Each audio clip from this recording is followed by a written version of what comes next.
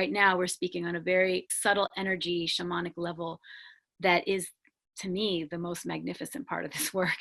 We're working sometimes with those very dark emotions. We're working sometimes with trauma often, and sometimes with something that we call in the shamanic world intrusions. So intrusions is on a more sort of scientific level. You can say that, and I don't even know if this is so scientific, but on the body and in the body, somatically speaking, we have storage of cellular memory of the experiences that we've had in the past.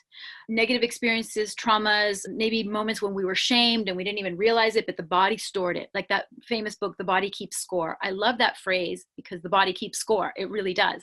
It keeps the score of everything that's happened. And even the positive, wonderful things that have happened also. There's pockets of memory in our genitals, in our anus, and in our body that have those restored pieces.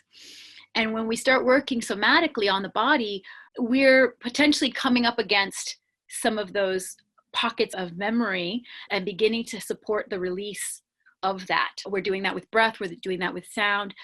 And in some cases, and when I call it intrusions, it's like an intrusion that might have been caused, again, by unresolved emotion, maybe anger or grief, or might have been something that came in from negative self-talk or self-abuse or physical injury. And it also might have come in because the person might have been out of balance for so long in their life that, imagine you're like a balance beam and you are out of balance. And so you create this space in between where other energies from other people and other circumstances can come in and intrude your body.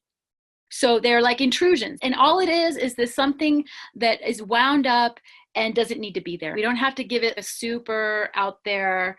You can call them entities if you want to, but it doesn't have to be that. It doesn't have to be that far out. I often call them hitchhikers when it's coming in from other, this doesn't look like it's yours, let's clear that out. So we're working with all possibility that's stored somatically. And we want to be able to access the subtle energetic of that and be able to effectively clear it